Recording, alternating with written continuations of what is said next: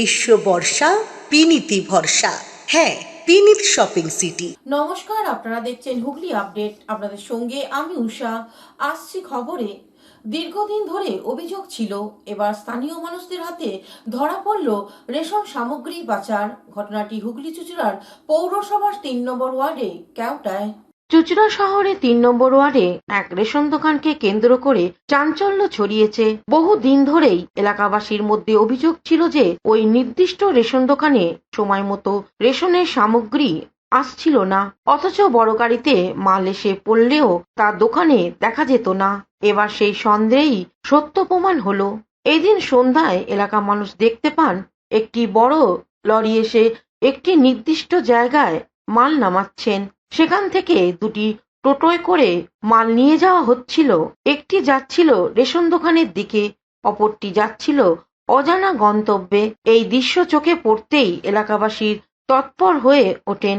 তারা দুটি টোটোকেই আটকে দেন এবং ঘটনার প্রতিবাদে সরব হন। প্রথমে দোকানদার ও তার সহকারীরা বিষয়টি এড়িয়ে যাওয়ার চেষ্টা করলেও স্থানীয়দের চাপের মুখে শেষ পর্যন্ত স্বীকার করতে বাধ্য হয় যে কিছু সামগ্রী অন্যত্র পাচার হচ্ছিল কিনা জানি না, তবে সেটা আমার দায়িত্ব নয়। যারা মাল নামাচ্ছে তাদেরকে জিজ্ঞাসা করুন। সঙ্গে সঙ্গে খবর দেওয়া হয় প্রশাসনকে। পুলিশ এসে পরিস্থিতি নিয়ন্ত্রণে আনে এবং টোটো চালককে জিজ্ঞাসাবাদের জন্য নিয়ে যায়। এলাকাবাসীদের মধ্যে একজন তারক বিশ্বাস এই বিষয়ে কি বলছেন শুনবো। এই রেশন দোকানটা এর আগেও অনেক কমপ্লেন হয়েছে। আমরা পুরনো দোকানদার বলে আমরা মাফ করি, কিন্তু এই মে মাসে প্রথম সারা পশ্চিমবঙ্গের মধ্যে প্রথম এই একটা রেশন দোকান যে 13 তারিখে প্রথম দিন একবেলা রেশন দিয়েছে। মানুষ মালই পায় না, এর দোকানে নাকি মালই থাকে না। এর আগে আমরা তাড়াহুড়ো ছিল ধরতে পারিনি, আজকে আনলোড হচ্ছে ওই রাস্তায় 407 গাড়ি করে। অন্যদিকে এলাকাবাসীদের দাবি, বলছি যে প্রত্যেক মাসেই মাল নেই, হ্যাঁ চাল আছে মাল নেই, এটাই আর কি বলার ভিতরে। এইভাবে কি আগেও মাল গ্যাস বেরোতো এরকম ভাবে? এরকম বেরোয় মাঝে মাঝে, বলে যে মাল নেই, সব রেশনে আসছে, আমাদের রেশনে আসছে। হুগলি থেকে চন্দ্রনাথ দত্তের সঙ্গে অভিষেক গুপ্তার রিপোর্ট, হুগলি আপডেট। নকশালবাড়ি দিবস উপলক্ষে ধনিয়াখালীতে জনসভা অনুষ্ঠিত হয়ে গেল সিপিএম এর লিবারেশনের পক্ষ থেকে। নকশালবাড়ি দিবস উপলক্ষে ধনিয়াখালী বেলমুড়ি স্টেশন বাজারে অনুষ্ঠিত হল মিছিল ও জনসভা। সভায় বক্তব্য রাখেন বিহার সিপিআইএম এর লিবারেশন সদস্য সত্যদেব রাম, সারা ভারত কৃষি ও গ্রামীণ মজদুর সমিতির সর্বভারতীয় সম্পাদক ধীরেন্দ্র গুপ্তা, সিপিআইএম এর লিবারেশনের রাজ্য নেতা ও সারা ভারত কৃষি ও গ্রামীণ মজদুর সমিতির রাজ্য সম্পাদক সজল অধিকারী, কার্তিক পাল, জয়ন্ত দেশমুখ সহ অন্যান্যরা। দেশ জুড়ে বিজেপির নেতৃত্বে হিন্দু মুসলমান বিভাজন সৃষ্টির যে রাজনীতি চলছে তার বিরুদ্ধে এবং এই রাজ্যে শিক্ষকদের উপর যে হামলা নেমে আসে, এই রাজ্যে 100 দিনের কাজ বন্ধ আছে 3 বছরের অধিক সময়। সভা থেকে এই রাজ্যের অবিলম্বে 100 দিনের কাজ চালু করার দাবি ওঠে।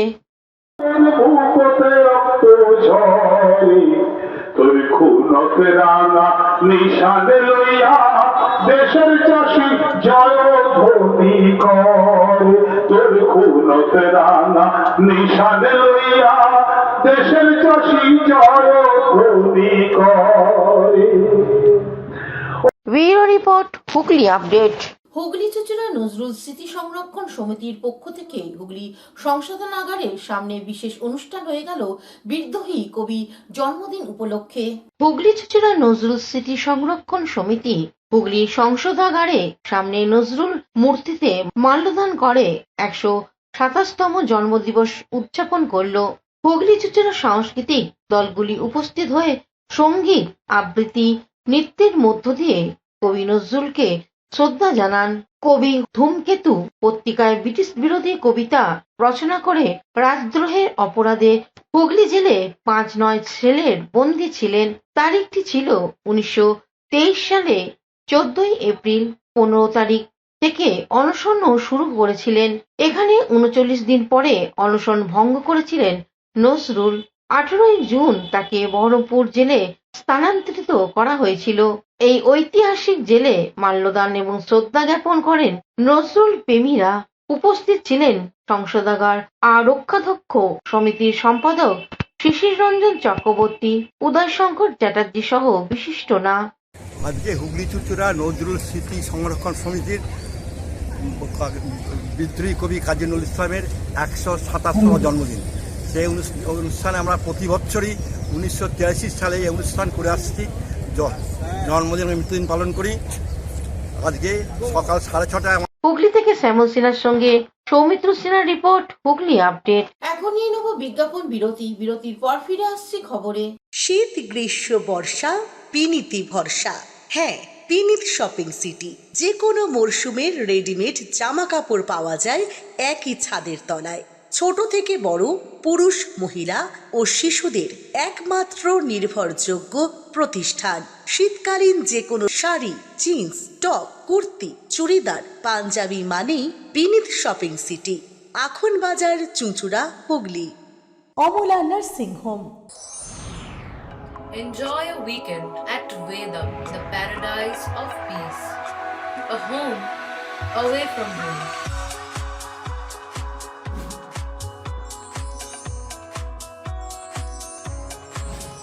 See yourself resonating with the nature. Vedam welcomes you to create your best memories. বিরতির পর ফিরে এলাম খবরে। বিদ্রোহী কবিকে শ্রদ্ধা জানালো হুগলি জেলা তথ্য ও সংস্কৃতি দপ্তর। হুগলি জেলা তথ্য ও সংস্কৃতি দপ্তরের আয়োজনে বিদ্রোহী কবি নজরুল ইসলামের 127তম জন্মদিবস শ্রদ্ধার সাথে পালন করা হলো। বৃষ্টিকে উপেক্ষা করে চুঁচুড়া রবীন্দ্র ভবনে, হুগলি চুঁচুড়াতেও ছিলই জেলার বিভিন্ন প্রান্তেও 22টি সাংস্কৃতিক দল নজরুল জন্মজয়ন্তী সাংস্কৃতিক কর্মধারায় যুক্ত হয়েছিলেন। প্রদীপ জ্বালিয়ে অনুষ্ঠানের শুভ সূচনা করেন জেলা সভাধিপতি রঞ্জন ধারা। কাজী নজরুল ইসলামের প্রতিকৃতিতে মাল্যদান করেন অতিথিরা। স্বাগত ভাষণ দেন জেলাশাসক মুক্তা আর্য। উপস্থিত ছিলেন অতিরিক্ত জেলাশাসক তরুণ ভট্টাচার্য, কর্মাধ্যক্ষ সুবীর মুখোপাধ্যায়, পৌরপ্রধান অমিত রায়, তথ্য আধিকারিক প্রদীপ্ত আচার্য সহ বিশিষ্ট জনেরা। বিরাট শিশু আনমনে তারকা রবি শশী পড়িয়া আছে পায়ের কাছে রাশি রাশি, নিত্য তুমি হে উদার, সুখে দুঃখে অভিতা।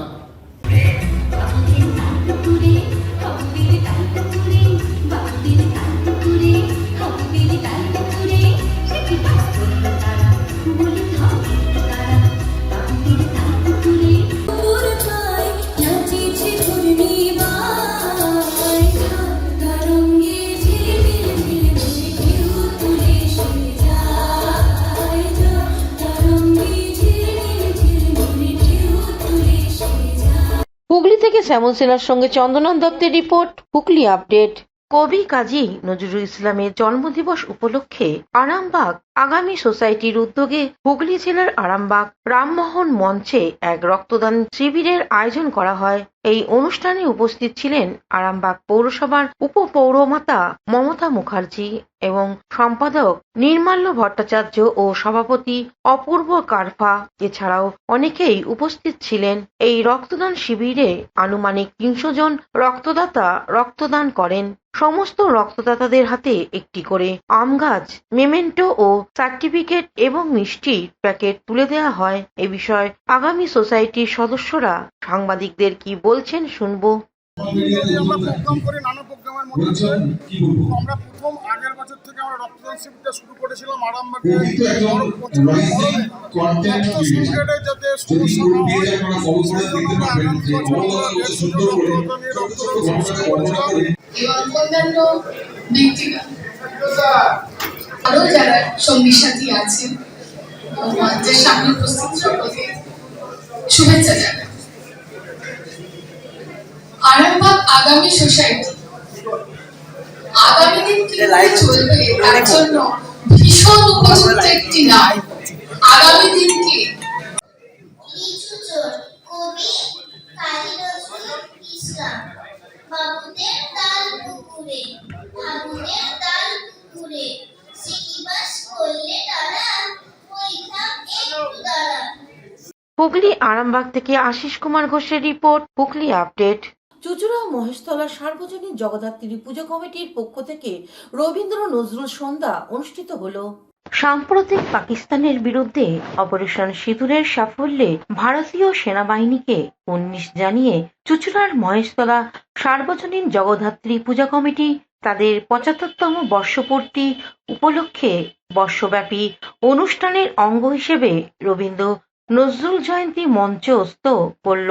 প্রদীপ প্রজ্বলনের মধ্য দিয়ে অনুষ্ঠানের সূচনা করেন হুগলি চুচুড়ার পৌরসভার প্রাক্তন পৌরপ্রধান আশিস সেন। বিশ্বরূপ সাধুর উদ্বোধনী সঙ্গীতের মধ্য দিয়ে অনুষ্ঠানের সূচনা হয়। কচিকাচাদের পাশাপাশি বিশিষ্ট শিল্পীরাও এদিন রবীন্দ্র নজরুল কবিতা সঙ্গীতের মধ্য দিয়ে দুই কবিকে শ্রদ্ধা জানান। তব হব সাথী বিধবা যুবতী দুখানি করুণ আখি মানে না যুবতী কেবল মিনতি করে।